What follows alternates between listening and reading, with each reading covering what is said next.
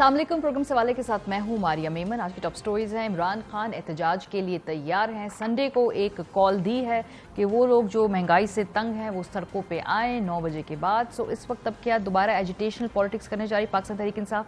Programme के पहले से इस पर बात होगी। इसके बाद पाकिस्तान ग्रे लिस्ट से निकलने के लिए पूरी उम्मीद है। आज FATF ने जो प्रेस कॉन्फ्रेंस की है, जो बताया है कि 34 जो इम्प्लीमेंटेशन पॉइंट से पाकिस्तान ने वो बखूबी सर कर लिया है मरहला। सो अब उम्मीद है कि चंद माह बाद हम इस ग्रे लिस्ट से निकल जाएंगे। प्रोग्राम के दूसरे हिस्से में इस पे बात होगी। आखिर में सिंध हुकूमत का बड़ा फैसला पावर कंजर्वेशन के लिए स्मार्ट सोल्यूशंस निकालने हैं इस पूरी सूरत हाल के लिए। इसमें सिंध हुकूमत ने जो फैसला किया है उस पर बात करेंगे प्रोग्राम के आखिरी हिस्से में। लेकिन आगाज करते हैं सबसे तो जो कल NA 240 का इलेक्शन हुआ है, ये इलेक्शन एक बहुत बड़ा आई ओपनर है तमाम सियासी और तमाम जो गैर सियासी स्टेक होल्डर्स हैं उन सबके लिए। अब कल हुआ क्या, जब ज़िमनी इंतखाब होना था, जिस तरीके से फायरिंग हुई है, जिस तरीके से ठप्पे लगाने की शिकायत सामने आई हैं, ये एक बहुत बड़ा सवालिया निशान है उस कैपेसिटी का इलेक्शन कमीशन की जिसकी बेसिस पे आगे जाके मजीद ज़िमनी इंतखाब होने और फिर कल को जनरल इलेक्शंस होने हैं। सो जो वायलेंस का जो अंसर है कल उभर के सामने आए, एक बहुत खौफनाक बात है। कल इलेक्शन में कल जो रिजल्ट सामने आए हैं उस पर भी नजर डाले। बड़ी दिलचस्प सूरत हाल है। मुत्तहिदा कौमी मूवमेंट बाल ये इलेक्शन जीती है और जो दूसरे नंबर पे वोट है वो तहरीके लब्बैक का है। तीसरे नंबर पे तहरीके इंसाफ को मतलब इसलिए रखा है क्योंकि पिछले इलेक्शंस में उनके वोट ज़्यादा थे। इस दफ़ा तो उन्होंने बॉयकॉट किया। अभी बॉयकॉट क्यों किया ये भी पूछेंगे कि क्या स्ट्रैटेजी है। भाई कुछ ज़िमनी इंतखाब में आप हिस्सा ले रहे हैं, कुछ में हिस्सा आप लोग नहीं ले रहे। फिर ये आप देख सकते हैं कि जो वोटों का फ़र्क है जो ज़िमनी इंतखाब और आम इंतखाब में, ऑब्वियसली एक टर्न आउट डिफरेंट होता है। उसमें आप परसेंटेज जो है उसको कंपेयर कर नहीं सकते। लेकिन कल अल्ताफ हुसैन फैक्टर एक बहुत बड़ा फैक्टर था क्योंकि बॉयकॉट किया था, कहा गया था अल्ताफ हुसैन की तरफ से कि वोट नहीं डालना, तो वो नजर आ रहा है इस रिजल्ट के अंदर। और TLP कितनी बड़ी सियासी कुव्वत बन के उभरेगी और कितना बड़े चैलेंजर साबित हो सकती है, इस पे हम बात करेंगे। फवाद चौधरी साहब हमारे साथ मौजूद है। फवाद साहब, कल ये जो NA 240 का इलेक्शन हुआ है इसके रिजल्ट्स अभी हमने पढ़ के भी सुनाए, मेरे सामने भी मौजूद हैं। तो पहले आज हमने देखा कि आप लोग जो आमिर लियाकत हुसैन साहब वाली सीट है उसके ऊपर कैंडिडेट खड़ा करेंगे और वो इलेक्शन आप लड़ेंगे। ये जो NA 240 है इसका इलेक्शन आपने नहीं लड़ा। एक ही सूबा, उसका एक ही शहर, ज़िमनी इंतखाब, उसमें इतनी डिफरेंट पॉलिसी क्यों है आप लोगों की?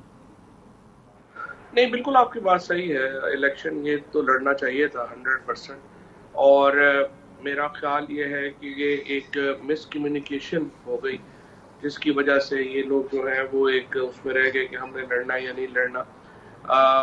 और बड़ी वाज़ेह हदायत थी सेंटर पार्टी की सिंध पार्टी को कि आपने हर सूरत में इलेक्शन लड़ना है। अगर आज PTI ने इलेक्शन लड़ा होता तो हम भारी अक्सरियत से ये सीट जो है वो जीत सकते थे। और ज़ाहिर अगला इलेक्शन आमिर लियाकत साहब की जो सीट है उसके ऊपर यकीनन तहरीक इंसाफ बड़े भरपूर तरीके से लड़ेंगे। सो अब ये इलेक्शन नहीं लड़ा गया तो किसी की तो जिम्मेदारी है कि अगर सेंट्रल पार्टी ने कम्युनिकेट किया वो नहीं लड़ा, क्योंकि प्रॉब्लम यही है फवाद साहब, लोग ये कहते हैं कि आपकी पॉपुलैरिटी है लेकिन उसको आपको ट्रांसलेट नहीं करना आता क्योंकि स्ट्रेटजी में आप लोगों के बड़े फ्लॉज हैं और बड़ी मिसकम्युनिकेशन होती है। ये एक क्लासिक एग्जाम्पल है उसी जो तनकीद की जो आप पे होती है। नहीं, ये बात ठीक है। आप बहुत एग्जीक्यूशन में हमारे प्रॉब्लम्स रहते हैं और उसकी बड़ी वजह यह है कि यहाँ पर बहुत ज़्यादा कोई लोग जो हैं वो सियासी तौर पे शातिर लोग नहीं। सो एक ऐसी पार्टी है जो जिनका प्रोफेशन नहीं है पॉलिटिक्स। सो वो जो हमारी जो आप समझिए जो फिनिशिंग है ना वो अच्छी नहीं है, इसमें शुबा नहीं है। उसमें बड़े लूप होल्स रह जाते हैं हमेशा। सो इलेक्शन से पहले ये फिनिशिंग कर लेना, क्योंकि आप लोग इलेक्शन मांग रहे हैं। आप तो कह रहे हैं परसों इलेक्शन हो जाए, और परसों अगर इलेक्शन हो गया आपकी ख्वाहिशात के मुताबिक तो फिनिशिंग आपकी मुख्तलिफ इलाकों में है नहीं। फिर ये ना हो बाद में आप गिला करें जी कि ये हमें पता नहीं था या बाद में कहें हमारा इलेक्शन चुरा लिया, क्योंकि क्लियरली स्ट्रैटेजी प्रॉब्लम्स है। तो अगर इलेक्शन इतनी जल्दी मांग रहे हैं तो तैयारी उसको मैच नहीं कर रही बजाय नजर आ रहा है। नहीं, तैयारी एक्चुअली 2013-2018 के मुकाबले में तो बहुत बेहतर है। उसकी वजह यह है कि आप देखें ना, तकरीबन आपने इलेक्शन होता है 272 सीटों पे इलेक्शन है तो इसका मतलब है 230-40 सीटों पे आप कैंडिडेट देंगे जो PTI देगी। PTI के तो और कोई नजदीक भी नहीं है। उनमें से 130-35 कैंडिडेट तो आपके पहले ही डिसाइडेड है اور آپ کے جو 30 40 50 کینڈیڈیٹ ہیں جو 4-5 ہزار ووٹوں سے آ رہے ہیں، لہٰذا آپ نے تقریباً سمجھیں کہ 200 سیٹوں کے اوپر تو آپ نے کینڈیڈیٹ پہلے ہی آپ کے فائنل ہے، تو آپ نے 25-30-40 ٹکٹ نئے دینے. سو اس لیے پی ٹی آئی کی تیاری اس لحاظ سے الیکشنوں کی جو ہے نا وہ اچھی ہے پہلے کی نسبت. کل کے الیکشن میں بڑے بال متحدہ قومی موومنٹ یہ جو الیکشن ہے جیتی ہے. ٹی ایل پی اگر ووٹوں کا فرق دیکھیں اس قدر کم ہے، تو یہ آپ اس کو اپنے اگلے آنے والے الیکشن میں کراچی سمیت ملک بھر کے اور حصوں میں جہاں جہاں آپ نے کنٹیسٹ کرنا ہے، ٹی ایل پی کو as a serious challenger Pakistan Tehreek Insaf دیکھتی؟ نہیں، میرا خیال نہیں ہے کہ سیریس چیلنجر ہے. پہلے تو دیکھیں جی دو اسٹیبلشمنٹ کی اپنے ہی دو گروہز ہیں جن کی آپس میں مقابلہ ہوا، اور انفارچونیٹ ہے جس قسم کا تشدد، جس قسم کی آپ نے چیزیں وہاں پہ دیکھی ہیں. آپ وہاں پہ جو پولیٹیکل پارٹیز ہیں، جینوئن پولیٹیکل پارٹیز ہیں، اس کی کراچی میں اب بڑا روم ہے، اور پی ٹی آئی جیسی پارٹی ایک نعمت ہے پاکستان کے لیے بھی اور کراچی کے لیے بالخصوص.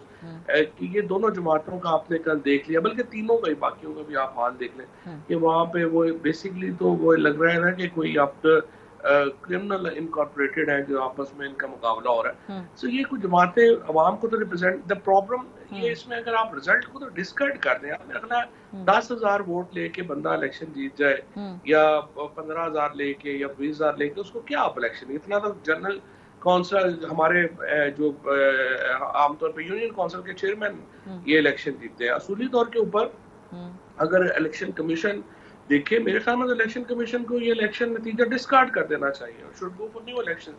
دوسری طرف ماریا آپ اس کو بھی اس بات پہ بھی دیکھیں کہ جب پی ٹی آئی حصہ نہیں لیتی تو کتنی بڑی تعداد میں لوگ ووٹ ڈالنے نہیں آتے ہیں. سو آپ پی ٹی آئی کو، عمران خان کو سسٹم سے جو لوگ باہر کرنے کی ایک خواہش رکھتے ہیں ان کے لیے بھی آئی اوپنر ہے کہ آپ کس طرح سے پی ٹی آئی کو باہر رکھیں گے، اور وہ ملک میں پھر جمہوریت تو نہیں ہوگی. اس سیٹ پہ اسپیسیفکلی فواد صاحب آپ جانتے ہوں گے کہ بھئی اس میں الطاف حسین فیکٹر بھی بڑا امپورٹنٹ تھا. جب بوائیکاٹ کا بولا انہوں نے تو نہیں آئے لوگ ووٹ دینے سیٹ کے اوپر.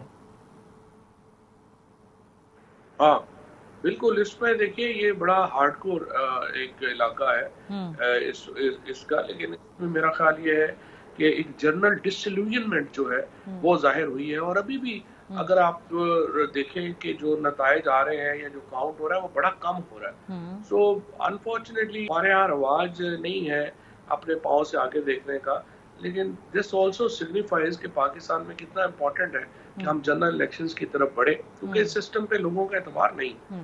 اچھا، پچھلے الیکشن میں ٹی ایل پی نے سیٹیں اتنی نہیں جیتی جتنے لوگوں کے جو ووٹ توڑے ہیں. سو کیا پاکستان تحریک انصاف کسی پوائنٹ پہ کہیں نہ کہیں کچھ ایشوز کے اوپر سیٹ ایڈجسٹمنٹ کے اوپر غور کر سکتی ہے فیوچر الیکشنز میں ٹی ایل پی کے ساتھ؟ کیا یہ فیوچر میں ایک پاسبلٹی ہے؟ اوورآل اتحاد نہیں لیکن کہیں سیٹ ایڈجسٹمنٹس میں یہ ہو سکتا ہے؟ تحریک انصاف میں یہ سوچ پائی جاتی ہے؟ لوکل لوگوں سیٹیں جو ہیں وہ ایڈجسٹمنٹ کریں گے، لوکل لوگ ایڈجسٹمنٹ کریں گے کہ کئی جگہوں کے اوپر.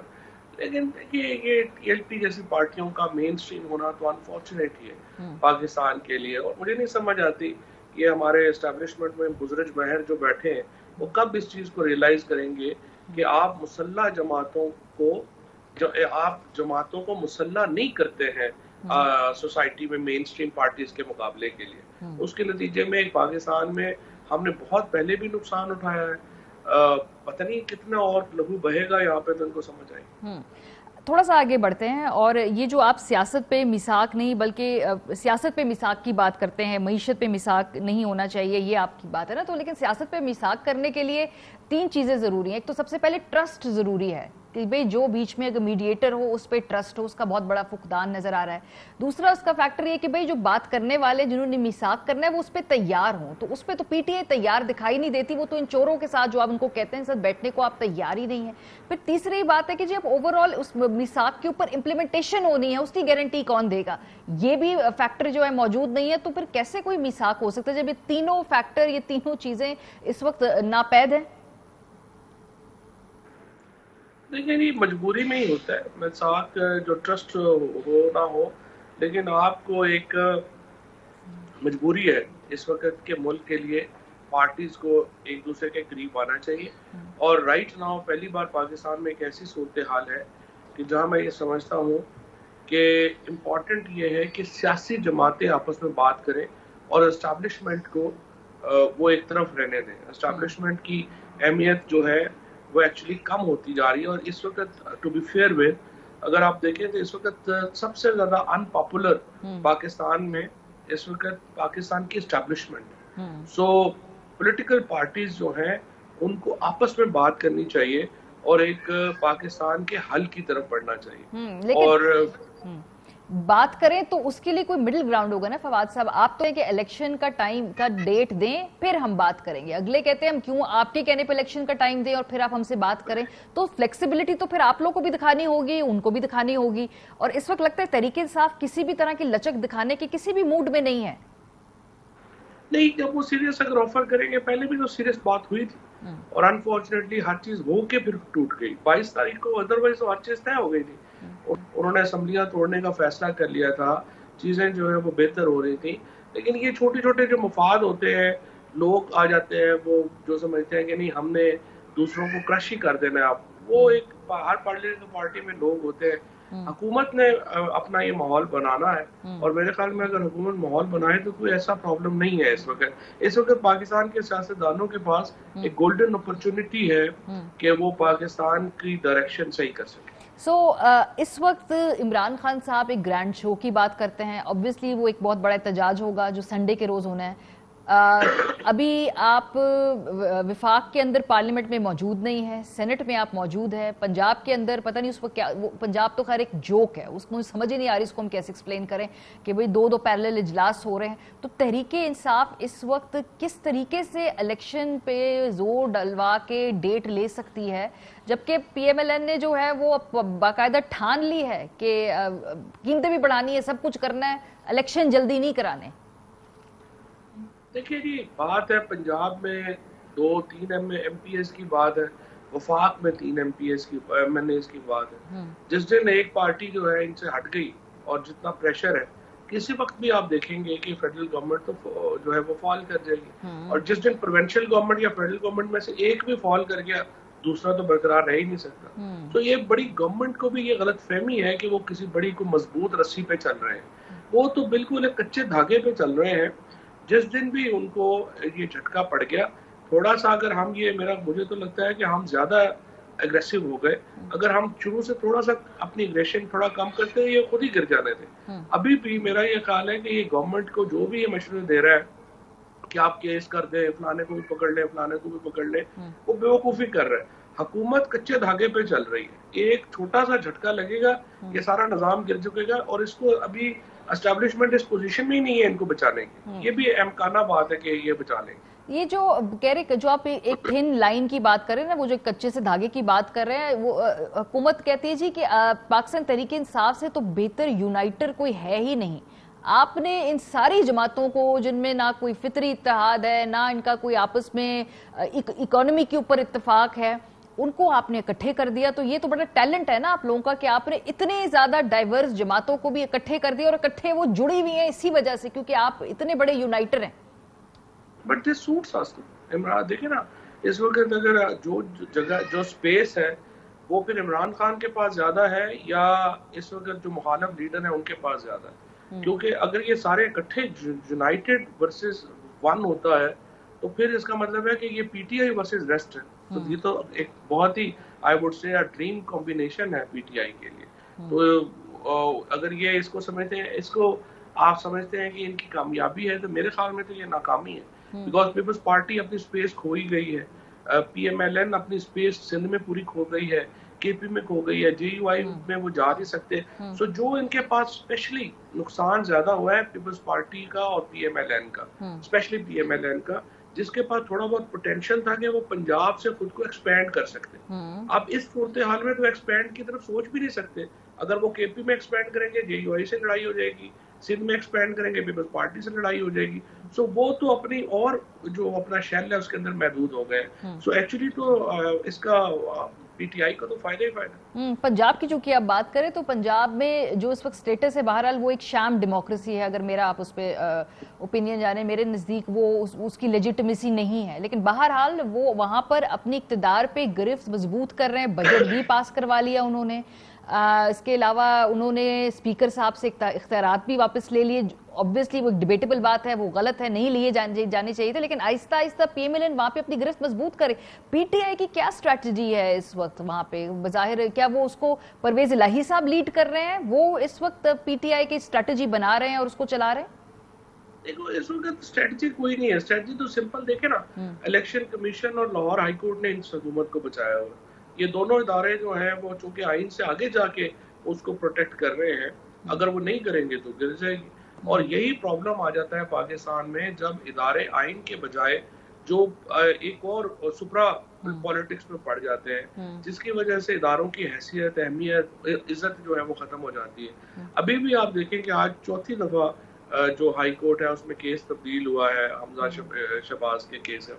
اب یہ ایک جعلی طریقے سے الیکشن کمیشن اور ہائی کورٹ نے اس حکومت کو جو ہے وہ ابھی تک رکھا ہوا ہے. جس دن بھی ہائی کورٹ میں اور الیکشن کمیشن کے اوپر ہمارا جو پولیٹیکل پریشر ہے وہ تھوڑا اور بڑھ جائے گا, اس کے اندر کریکس آ جائیں گے اور وہ ٹوٹ جائے گی. اب صرف دیکھنا صرف یہ ہے, جس طرح سے آپ نے کی اور میں نے ایکچولی آپ سے ایگری کیا, فنشنگ ہماری اچھی نہیں ہوتی.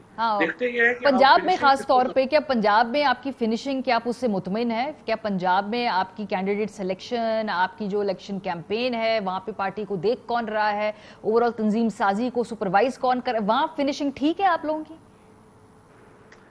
دیکھیں جی, فنشنگ پنجاب میں اگر ہماری اچھی ہوتی تو ہم تو پی ٹی آئی کا پوٹینشیل بہت زیادہ ہے, بٹ انفارچونیٹلی جو اس وقت جو پرابلم ہے وہ پنجاب ہی ہے. اور پنجاب میں اگر ہم اپنی کارکردگی کو بہتر کر سکیں اور اپنی جو اسٹریٹجی ہے اس کو بہتر کر سکیں تو پی ٹی آئی کا تو کوئی مقابلہ نہیں ہے اس وقت پاکستان. تو وہاں پہ تو چینج کیا ہے نا خان صاحب نے, یاسمین راشد صاحبہ کو بنا دیا ایک ریجن کا ہیڈ, وہ تو تبدیل کی ہے اسٹریٹجی. اس کے باوجود ابھی بھی آپ سمجھتے ہیں کہ فنشنگ ٹھیک نہیں, کیونکہ جب پچھلے صدر تھے شفقت محمود صاحب ان سے ناراض تھے, خان صاحب ان کو تبدیل کر دیا, اب تو ایک نیا ڈھانچہ بنا رہے ہیں. کیا بعد میں تو نہیں کہیں گے کہ ہم سے غلطی ہو گئی, یہ لوگ ٹھیک نہیں تھے, ان کو صحیح طریقے کا چناؤ نہیں تھا؟ دیکھیں لوگ فرینکلی ڈاکٹر یاسمین ہے, حماد ہے, اور ادھر اپنے عامر ہیں, یہ تمام لوگ جو ہیں یہ بڑے ٹھیک لوگ ہیں, اس میں کوئی شبہ ہی نہیں ہے. They are very capable people, اور ان کو جو ہے, لیکن اب یہ نہیں مجھے پتا کہ یہ جو محلاتی سازشیں ہیں, جس طرح میں نے آپ کو کہا نا, یہ سارے لوگ جو ہے نا یہ سارے محلاتی سازشوں والے لوگ نہیں ہیں. سو ابھی ہمیں جو ہے نا ایک پورا وہاں پہ یہ بھی وہاں پہ ہمارے ساتھ جو لوگ تھے, چودھری سرور صاحب تھے, علی خان تھے, پھر جہانگیر ترین تھے, یہ لوگ جو تھے نا ان کی جو گرپ تھی ڈفرنٹ قسم کی تھی. یہ ڈفرنٹ قسم کی گرپ ہے, وہ ڈفرنٹ قسم داؤ پیچ سمجھتے تھے, یہ داؤ پیچ سمجھتے تھے اندرونی. صحیح ہے, تو وہ کمی ہے. بہت شکریہ فواد چوہی صاحب ہمارے ساتھ موجود تھے. جائیں گے واپس آئیں گے. ایف اے ٹی ایف نے ایک حوصلہ افزا آج ایک اعلامیہ سامنے آیا ہے ان کی جانب سے, جس میں لگتا یہ ہے کہ پاکستان بہت جلد گرے لسٹ سے نکل جائے گا. ابھی کچھ مہینے بعد یہ ہوگا جب ان کا یہاں پر ایک ڈیلیگیشن آئے گا اور دیکھیں گے, یہاں پہ آ کے جائزہ لیں گے. لیکن بہرحال اس کا اکانومی پہ اور خاص طور پہ جو اس کا ڈپلومیٹک ایسپیکٹ ہے, اس پہ بات کریں گے. بریک کے بعد ہمارے ساتھ رہیے. Welcome back. F A T F کا تازہ ترین اعلامیہ اب سے کچھ دیر پہلے سامنے آیا ہے. اس اعلامیہ میں کیا کہا گیا آپ کو کوئکلی بتا دیں. پاکستان نے گرے لسٹ سے نکلنے کی تمام شرائط پوری کر دی ہیں. ایف اے ٹی ایف کا پاکستان کے تمام عملی اقدامات کا اعتراف اور تمام ممبران نے اس کو سراہا ہے. پاکستان نے فیٹف کے دونوں ایکشن پلان کے 34 نکات پر وقت سے پہلے عمل درآمد کر لیا ہے. پاکستان کو مزید کچھ کرنے کی ضرورت نہیں ہے. فیٹف کا وفد جلد پاکستان کا دورہ کر کے شرائط کی تکمیل کی تصدیق کرے گا. شرائط کی تکمیل کی تصدیق پر اکتوبر 2022 میں پاکستان کو گرے لسٹ سے نکالا جائے گا. 2 سال میں 5 مرتبہ انسداد دہشت گردی اقدامات کا جائزہ لیا گیا. پاکستان نے دہشت گردوں کی مالی معاونت روکنے اور انسداد منی لانڈرنگ کے لیے بہترین اقدامات اور پیش رفت کی ہے. جون 2018 کے بعد پاکستانی قیادت نے بھرپور کام کیا. پاکستانی حکام کی جانب سے بہت زیادہ محنت کی گئی. یہ آپ کو بتائیں کہ فروری 2020 سے بڑے کلوزلی اس ایشو کو ہم فالو کر رہے ہیں, تو یہ کیا کس طریقے سے یہاں تک یہ بات پہنچی ہے, آپ کو ایک کوئک ریکیپ ہم بتاتے ہیں. 27 میں سے 14 اہداف پر مکمل عمل درآمد کر لیا گیا تھا فروری 2020 تک. 5 اہداف پہ اس وقت ہمیں بتایا گیا ہے ایف اے ٹی ایف کی جانب سے کہ جی بہتری آئی ہے. 8 پر جلد تعمیل کرنے کی ضرورت ہے. فروری 2021 میں 24 نکات پر عمل درآمد ہوا تھا اور جون 2021 میں 26 अहदाफ पर अमल दरामद हुआ था। फिर हमने देखा कि एफएटीएफ का जो अगला एलामिया है वो जून 2021 में आता है। फिर कहा जाता है कि पाकिस्तान को बदस्तूर ग्रे लिस्ट में रखने का फैसला किया गया है। एफएटीएफ ने एतराफ किया कि पाकिस्तान ने एक्शन प्लान पर मजमूई तौर पर पेशरफ्त की है। 27 में से 26 निकात पर अमल दरामद हुआ है, सिर्फ एक हदफ पर जुज़वी पेशरफ्त हुई है। फिर आता है अक्टूबर 2021, एक और एलामिया सामने आता है। अक्टूबर 2021 में एफएटीएफ ने पाकिस्तान को दहशतगर्दों की माली मुआवनत रोकने के साथ साथ इंसदाद मनी लॉन्ड्रिंग पर काम करने और स्ट्रेटेजिक खामियों को दूर करने की जरूरत पर जोर देते हुए नया एक्शन प्लान दिया था। फिर जो अक्टूबर में है, कहा जाता है कि पाकिस्तान ने जून 2021 में जारी नए मनी लॉन्ड्रिंग एक्शन प्लान के 7 में से 4 निकात पर अमल दरामद किया था। तारीफ की गई और कहा गया कि यह पेशरफ्त एक गैर मामूली पेशरफ्त है, मगर उस वक्त भी ग्रे लिस्ट में शामिल रखने का कहा गया था और कहा गया था कि पाकिस्तान सबूत फराहम करे कि वो अक़वाम मुत्तहिदा में मजीद अफराद और इदारों को नामजद करके अपने दायरा इख्तियार से बढ़कर पाबंदियों के असरात को बढ़ाने की कोशिश कर रहा है। आज के इस एलामिये के बाद ये उम्मीद पैदा हो गई है, एक ऑन साइट विजिट होना है, उसके बाद के कभी इम्कान है कि पाकिस्तान को ग्रे लिस्ट से निकाल दिया जाएगा। प्रोग्राम के सिलसिले में हमारे साथ एजाज चौधरी साहब, साबिक सफीर सेक्रेटरी खारजा मौजूद है, आबिद कयूम सुलेहरी साहब, साबिक मेंबर इकोनॉमिक एडवाइजरी कमेटी। सुलेहरी साहब, आपसे आगाज करते हैं, जो ऑन साइट विजिट है, क्या ये एक रस्मी कार्रवाई होगा और क्या इसका मतलब है कि जो पाकिस्तान वैसे अगर हम देखें तो ऑन पेपर ग्रे लिस्ट से ये निकल गया है, वो सिर्फ एक फॉर्मेलिटी होगी? जी, ये तकरीबन एक फॉर्मेलिटी होगी। जो टेक्निकल रिक्वायरमेंट है वो पाकिस्तान ने मीट कर दी। और यहाँ पे मैं ये भी कहूँ कि पाकिस्तान एक वाहिद मुल्क है जिसको ये पैरेलल 2 प्लान्स तक की तकमील का कहा गया। एक फाटफ का था, एक एशिया पैसिफिक ग्रुप की रिक्वायरमेंट थी, जो कि बाद में फैटफ ने पिछले साल अडॉप्ट कर ली और वो भी पाकिस्तान को कहा गया कि उनको भी मुकम्मल करे। तो अल्हम्दुलिल्लाह पाकिस्तान ने टेक्निकली अपने जो तमाम लूप होल्स थे अपनी पॉलिसीज़ में, अपनी प्रैक्टिसेस में, जिनके ज़रिए ख़दशा था कि मनी लॉन्ड्रिंग हो सकती है या टेररिज्म फाइनेंसिंग हो सकती है, तो आज का फाटफ का जो एलामिया है वो टेक्निकली पाकिस्तान ने वो तमाम रिक्वायरमेंट मुकम्मल कर दी। अब ऑन साइट विजिट में उनका एक वफ्द आएगा जो कि आके मुलाकातें करेगा गवर्नर स्टेट बैंक से, FIA से, NAB से या और जो हमारे लॉ इन्फोर्समेंट एजेंसीज हैं, सिविल सोसाइटी के ग्रुप से, और वो सिर्फ ये तसल्ली करेगा कि जो कुछ पाकिस्तान रिपोर्ट कर रहा था क्या वाकई अमलन हो रहा है, और वो सारी चीज़ें काफ़ी माशाल्लाह बेहतर तरीके से हो रही है। यानी आज अगर आपको बैंक अकाउंट खुलवाना पड़ जाए तो वो उस तरह का नहीं जैसे किसी ज़माने में आप बैंक में किसी जानने वाले को फ़ोन करते थे और आपकी विजिट के बगैर अकाउंट खुल के चेक बुक आपके घर पहुंच जाती थी। तो हर चीज पे पाकिस्तान ने बड़ा स्ट्रॉन्गली उसको अमल किया है। सही। जो असल अब आएगा बरहला वो है, अब जब जो हमारी ऑन साइट रिपोर्ट प्रेजेंट की जाती है तो उस दिन 39 मेंबर्स में से जितने मेंबर होंगे उनकी 1/3 वोट्स की पाकिस्तान को जरूरत होगी कि वो उसको एंडोर्स करें और पाकिस्तान वाइट लिस्ट में आ जाएगा।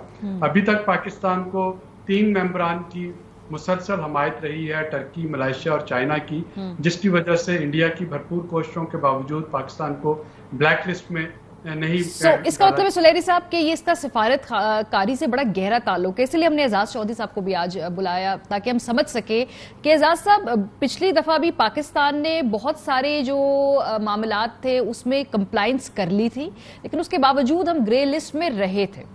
क्या ये बहुत सीरियसली इसको अगर हम बात करें तो ये सियासत से जुड़ा है, ग्लोबल सियासत से जुड़ा है ये तमाम मामलात, कि क्या कभी आपकी जो सिफारतकारी है जिस टाइम एंड स्पेस में आप है उस वजह से आपके ऊपर ज्यादा सख्त शराइत भी लगाई जाती है?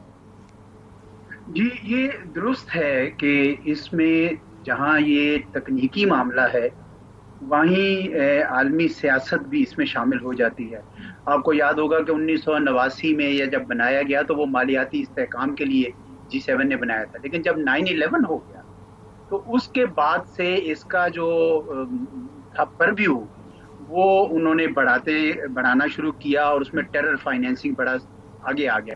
फिर ये 1373 जो UN सिक्योरिटी काउंसिल का रेजोल्यूशन था उसके तहत बहुत सारे लोगों पे ये आया कि ये दहशतगर्दी की मुआवनत करते हैं, उनमें से बहुत सारे पाकिस्तान के अंदर भी थे, तो प्रेशर बढ़ा के इनको इस्तेमाल किया जाए। तो चुनाचे अमेरिका ने और हिंदुस्तान ने इसका भरपूर इस्तेमाल किया फैटफ का, और उन्होंने अपने सियासी मकासद के लिए और पाकिस्तान को मजबूर करने के लिए कि वो टेरर फाइनेंसिंग के ऊपर काम करे, वो उन्होंने दबाव यकीनन डाला। लेकिन मैं ये भी ज़रूर कहूँगा कि टेक्निकली भी ये ज़रूरी था पाकिस्तान के लिए कि वो काम करता जिससे मनी लॉन्ड्रिंग हो रही थी। आफ्टर ऑल आपको तो पता ही है कि हमारे अपने मुल्क में अंदर बार बार ये इल्ज़ाम दोहराया जाता है कि मनी लॉन्ड्रिंग बहुत होती है।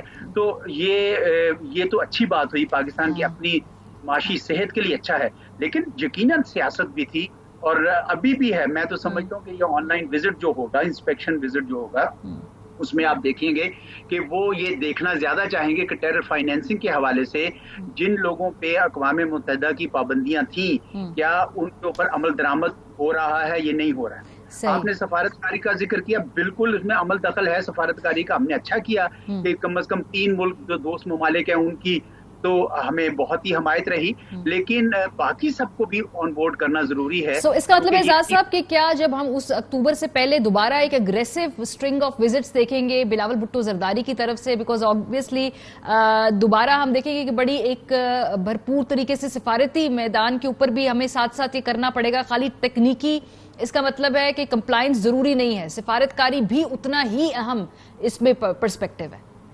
जी मैं तो यही समझता हूँ, मैं नहीं समझता कि वो टेक्निकल जो विजिट होगा ऑनलाइन इंस्पेक्शन वाला वो सिर्फ एक फॉर्मेलिटी होगा। मेरा ये ख्याल है कि उसके पीछे हिंदुस्तान की और उनकी बड़ी कोशिश होगी कि जिन लोगों पे वो इल्जामात लगाते रहे मुंबई के हवाले से, दूसरे तीसरे टेररिस्ट इंसिडेंट्स के हवाले से, तो क्या उन पे अमल दरामद हो रहा है कि नहीं हो रहा है। इसलिए वो अक़वाम मुत्तहिदा की सिक्योरिटी काउंसिल की जो 1373 कमेटी है उसको भी इस्तेमाल करेंगे। बिल्कुल सफारतकारी चाहिए होगी। मेरा नहीं ख्याल we should lower our guard. I think हमें तमाम दुनिया को बताना चाहिए कि हमने कितना काम किया है, शोकेस करें ताकि वो जब विजिट हो तो उस वक्त कोई इसमें शक ना रहे।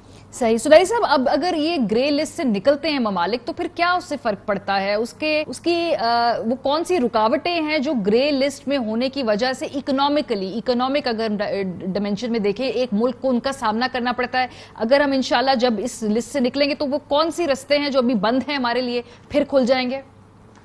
सबसे बड़ी बात तो ये होती है कि आपका जो एक इंटरनेशनल कम्युनिटी में इमेज और परसेप्शन है वो बहुत बेहतर हो जाता है, क्योंकि ये बजाते खुद एक बहुत बड़ा टैबू या स्टिग्मा है कोई कहे कि जी फलां मुल्क के जो रूल्स एंड रेगुलेशन हैं वो इतने उसमें लूप होल हैं कि वहाँ से टेररिज्म फाइनेंसिंग हो सकती है या वहाँ से मनी लॉन्ड्रिंग हो सकती है। तो ये इसका जो पहला फायदा है वो तो यही है कि आपका परसेप्शन जो है वो ग्लोबल कम्युनिटी में बेहतर होता है।